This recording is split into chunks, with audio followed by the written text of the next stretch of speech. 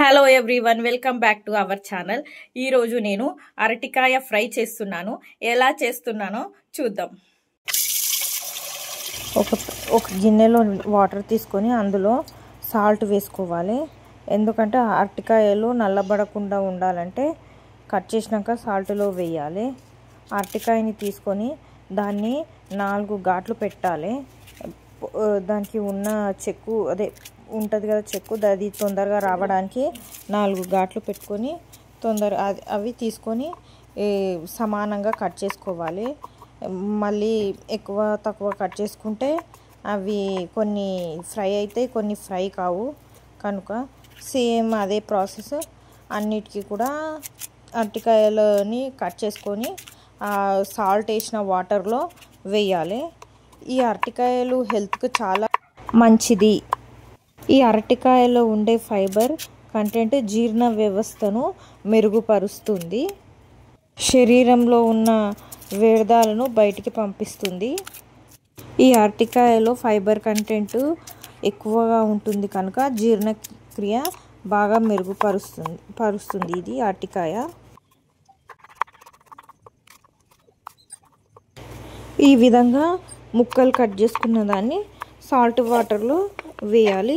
ఎందుకంటే అవి నల్లగా వేయాలి ఉండడానికి సాల్ట్ వాటర్.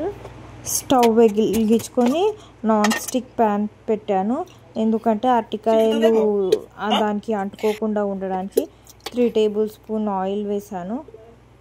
అరటికాయలు ఎక్కువ ఉన్నాయి కనుక ఫ్రై కావాలని ఆయిల్ వేసి అందులో జీలకర్ర, ఆవాలు, కొన్ని శనగపప్పు వేసుకున్న తర్వాత అవన్నీ ఆయిల్లో వేసి అందులో కొంచెం కరివేపాకు కూడా వేసి వేగనివ్వాలి. దాని తర్వాత ఈ అరటికాయలన్నీ వేసుకొని మంచిగా ఫ్రై చేసుకోవాలి వాటిని. పచ్చి అరటికాయలో పొటాషియం అధికంగా ఉంటుంది. ఇది నాడీ వ్యవస్థ చురుగ్గా పనిచేయడానికి ఉపయోగపడుతుంది. అంటుకోకూడదు కనుక కొంచెం మంచిగా కలుపుకుంటూ ఉండాలి. పచ్చి అరటికాయలో విటమిన్లు ఎక్కువగా ఉంటాయి. B6, C విటమిన్లు పచ్చి అరటికాయలో అధికంగా ఉంటాయి. ఇవి చర్మము ఆరోగ్యంగా ఉండడానికి చాలా ఉపయోగపడతాయి.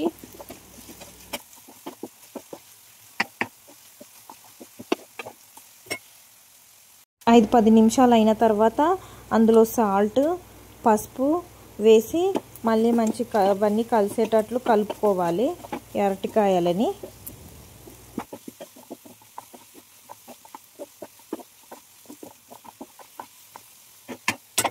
ఒక వెల్లిగడ్డ తీసి వాటికి పొట్టు తీసుకోవాలి. ఇందులో వెల్లిగడ్డ కూడా దంచి వేసుకోవాలి. సేమ్ రోల్ తీసుకొని అందులో కొంచెం జీలకర్ర, కొంచెం ధనియాలు, మళ్ళీ కొంచెం నువ్వులు ఇవన్నీ వేసుకొని మెత్తగా దంచుకోవాలి. వీటిని మెత్తగా దంచుకున్న తర్వాత అందులోనే ఎల్లిపాయలు వేసుకొని కొంచెం మెత్తగా దంచుకోవాలి. దంచుకున్న దాన్ని ఈ విధంగా మెత్తగా దంచుకున్న తర్వాత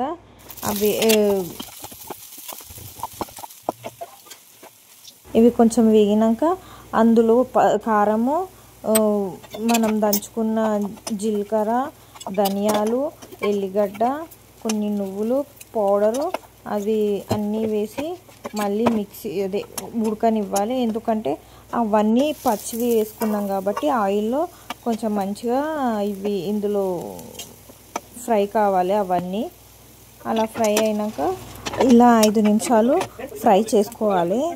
అవన్నీ కొంచెం ఫ్రై అయిపోయింది.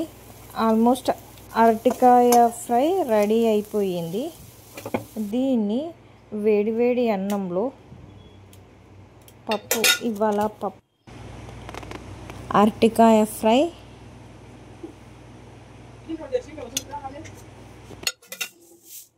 రెడీ అయిపోయింది. అరటికాయ ఫ్రై ఎలా వచ్చిందో టేస్ట్ చేస్తాను.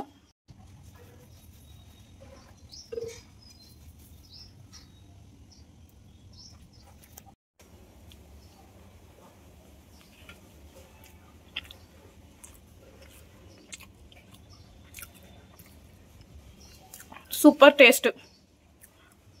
ఈ అరటికాయ ఫ్రై ఫస్ట్ టైం చేసినాను, చాలా బాగా టేస్ట్ అయింది.